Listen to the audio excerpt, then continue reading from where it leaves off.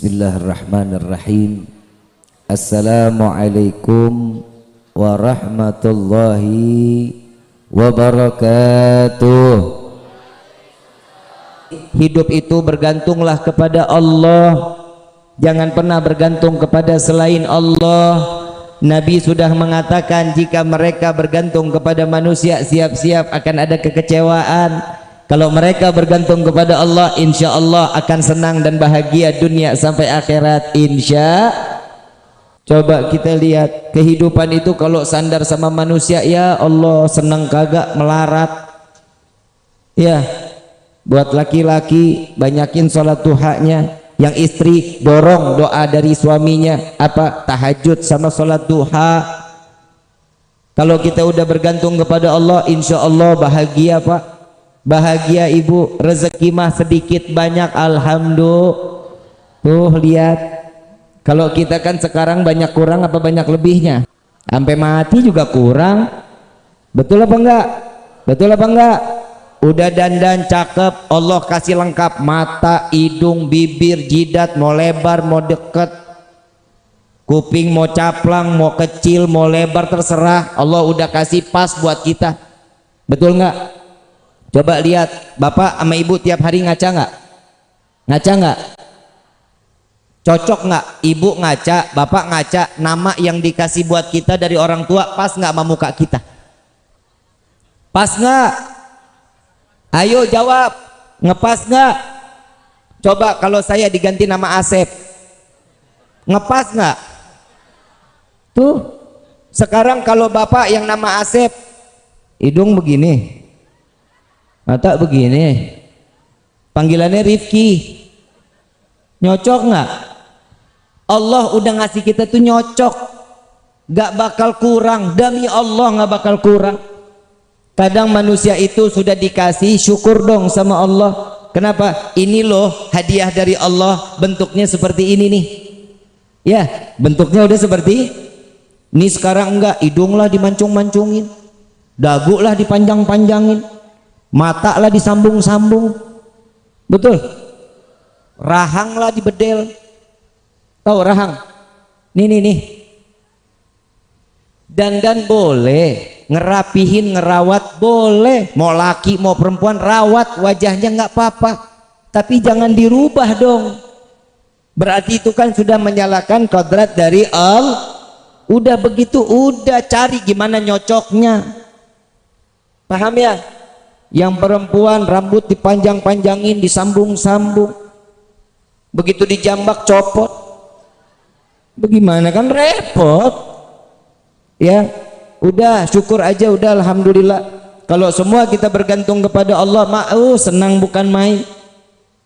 Ada salah satu kisah, ada anak daripada Sayyidina Abdullah bin Umar bin Khattab radhiyallahu anhu wa radahuma.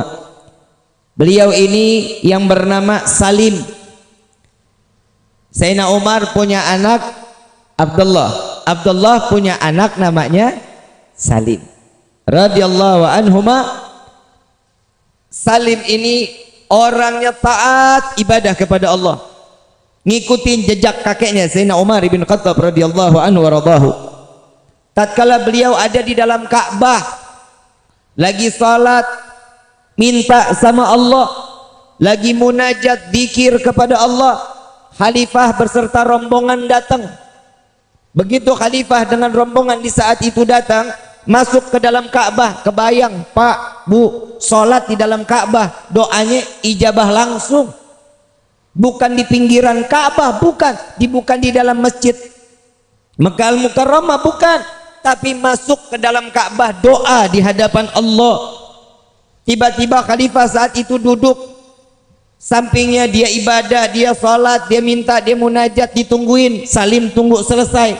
Begitu selesai, lagi lengah sedikit, ditanya sama khalifah, wahai Salim, ada nggak apa yang kau inginkan?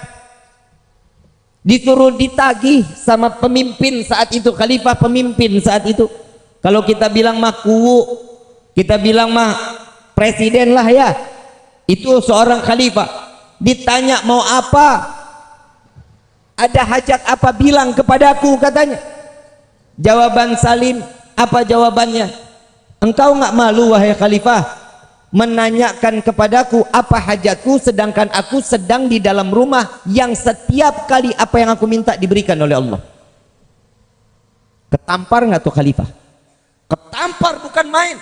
Lah, minta seorang manusia ngasih sesuatu, nagih, dikasih, ditawarin, ditolak, sedangkan ini ada di dalam rumahnya Allah.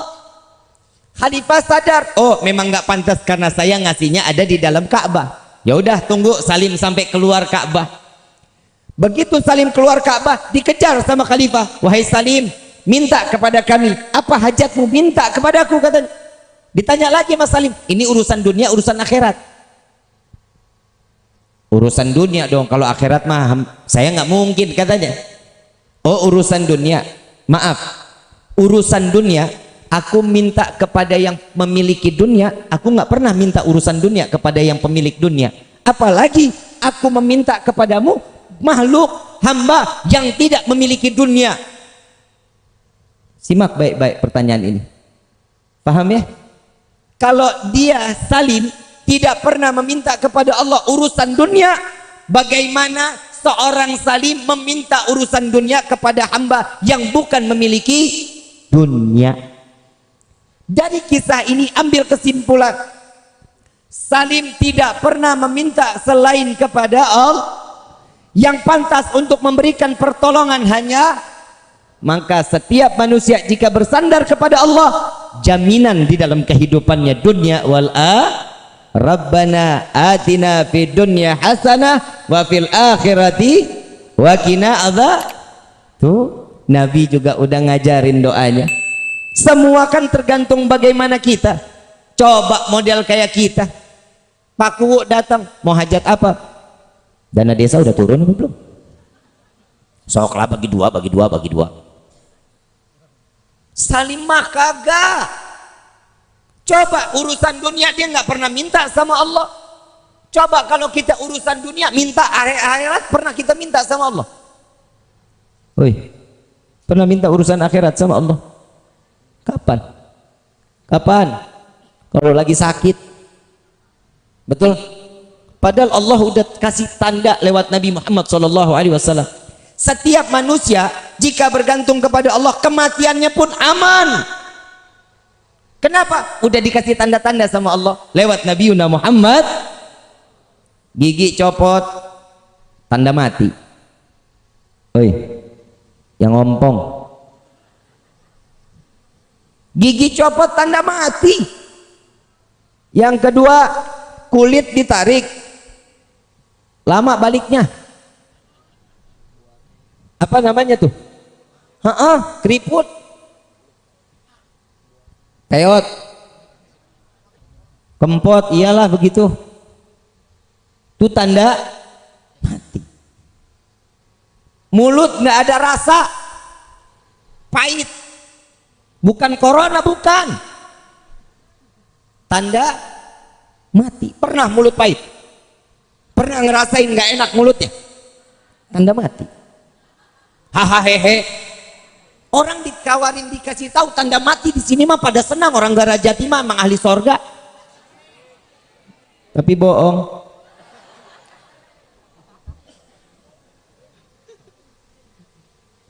Numbuh uban, tanda mati. Lagi udah ubanan masih pakai legging aja lu. Ini Allah, lewat Allah baik, lewat Nabi Muhammad SAW. Ibu bapak yang dirahmati oleh Allah, apa sih yang kita harapin selain kehidupan senang dunia, senang akhirat? Dan jangan lupa, udahlah kalau kita urusan ibadah mah blow on, bener. Baca Quran kadang iya kadang kagak.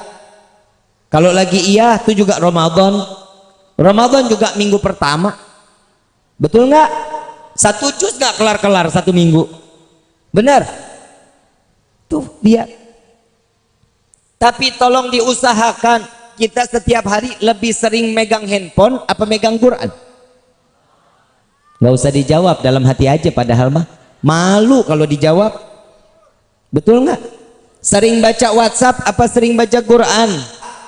Jangan dijawab. Dalam hati aja, kalau untuk mah gue udah tahu. Betul.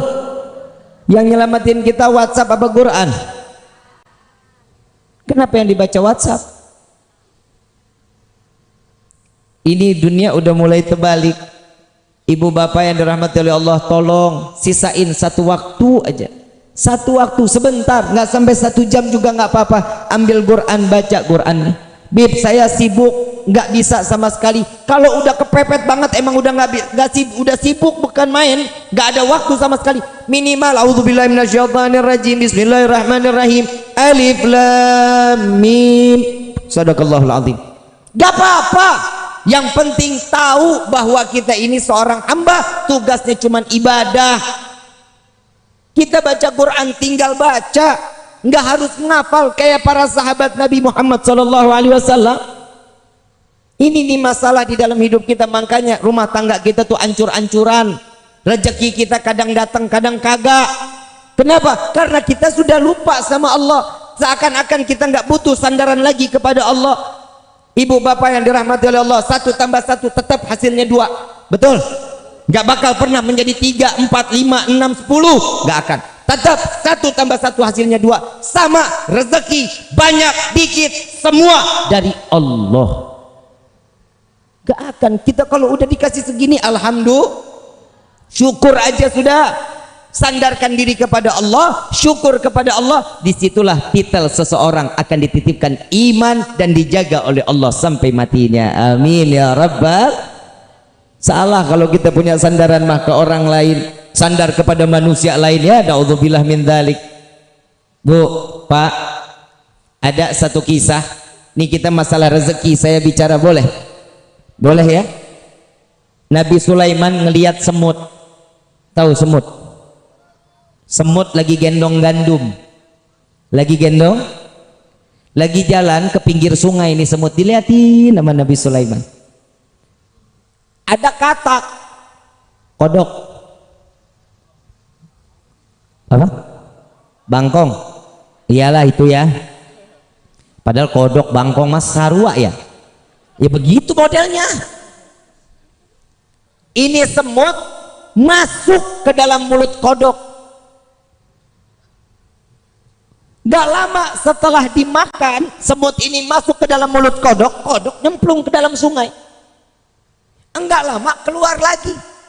Begitu keluar, semut keluar dari mulutnya, jalan tanpa bawa gandum. Nabi Sulaiman tanya, semut, habis dari mana? Habis ketemu kodok. Gandumnya kemana? Udah dititipin buat cacing yang di dalam sungai. Atas perintah siapa? Allah memerintahkanku untuk membawa gandum sampai aku masuk ke dalam mulut kodok, masuk ke dalam sungai. Semut mana bisa berenang?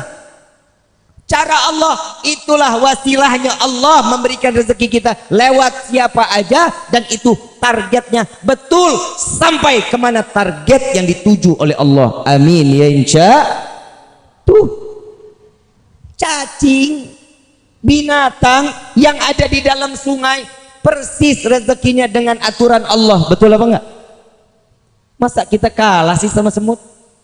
Semut aja dapat perintah, begitu dapat perintah oleh Allah bawa gandumnya kepada cacing, tahu kodok udah siap, cacing tinggal makan. Masa kita manusia punya akal, punya hati, punya pikiran, punya perasaan, kita nggak bisa ngejalanin kehidupan kita hanya rezeki, hanya bergantung kepada Allah. Ada satu kisah lagi, semut diambil sama Nabi Allah Sulaiman. Ditanya, wahai semut, setahun makananmu seberapa banyak? Kata semut, 1 butir gandum untuk 1 tahun. 1 butir gandum untuk 1 tahun. Diambil semut ini, dimasukin ke toples, dikasih gandum 1 biji. Sampai 1 tahun dilihat itu gandum masih sisa setengah. Gandumnya sisa setengah. Begitu sisa setengah, Nabi Sulaiman tanya, wahai semut, katanya ini gandum habis dalam waktu 1 tahun. Kok sekarang sudah setahun masih ada setengah? Wahai Nabi Allah Sulaiman, jika aku di luar dari toples ini, pergantunganku kepada Allah, Allah memberikan rezekiku kepadaku banyak, tidak akan pernah terhingga. Tapi saat ini rezekiku tergantung daripadamu. Aku sisakan setengah ini. Aku khawatir tahun yang akan datang engkau lupa memberikan rezeki kepada aku, kata semut. Nabi Sulaiman minta ampun kepada Allah bahwasanya tidak ada rezeki yang paling luas untuk diberikan kepada setiap hamba kecuali Allah. Masa kita kalah sama semut? Semut aja sadar yang bagi rezeki siapa. Di dalam kitab Tauhid, di dalam hadits qudsi, Allah Subhanahu wa taala mengatakan, seberapa banyak hambaku dikumpulkan di tanah lapang dari zaman Nabi Allah Adam sampai akhir zaman, baik itu manusia, baik itu jin, baik itu binatang, semua meminta rezeki kepadaku, aku akan berikan sebagaimana aku celupkan jarum ke dasar lautan, lalu aku hempaskan kepada mereka, semua mendapatkan rata di dalam rezeki yang dia inginkan. Jadi salah kalau kita tergantung sama manusia. Allah Rabbul Alamin, semesta alam ini diciptakan oleh Allah, rezeki kita sudah diatur oleh Allah. Nih Sona, dari mulai lahir kekayaannya 14 triliun. Amin. Lu buat saudara aja nggak mau, lu amin lu. 14 triliun dari mulai lahir sampai mati. Jadi malah didiemin. Sona parah ya keluarga lu ya, jahat lu dia lu. 14 triliun sampai mati ya segitu, nggak bisa lebih. Mau dipaksa lebih nggak bisa, ya tambahin 1 perak nggak bisa. Makanya hidup kudu syukur. Ini nih, kalau dapat sedikit alhamdulillah, dapat banyak alhamdulillah. Dan jangan lupa setiap rezeki yang diberikan kepada kita ada rezeki orang lain dari tangan tuh. Berbagi sedekah, banyakin sedekah. Mau kaya sedekah, bukan judi online. Ada yang ngomong sama saya Pak di TikTok, Habib, saya main judi slot, judi online, pakai foto ulama boleh apa enggak? Saya jawab, ya jangan dong, masa pakai foto ulama. Dia kirimin, ternyata foto gua yang dipakai. La ilaha illallah. Lah kan jadi fitnah ini. Habib Rifki main judi slot katanya. Maksudnya apa nih pakai foto saya? Jangan dong. Bukan Bib, biar kena terus bisa berkah rezekinya. Ya haram, ya haram. Judi nggak ada yang ngejanjiin jadi kaya, nggak ada. Judi nggak bakal bisa ngebuat kita jadi kaya, nggak bakalan. Sekali kena, iya. 2, 3, 4 miskinkan oleh Allah. Na'udzubillahi min. Nah tuh hati-hati ya. Yang jelas saya udah nyampein yang judi haram, betul insya Allah kita nggak bakal ngejalanin lagi lah. Udahlah, main ngecak nomor apa namanya, togel nomor, dicakin lah. Masa gara-gara nomor dapat duit?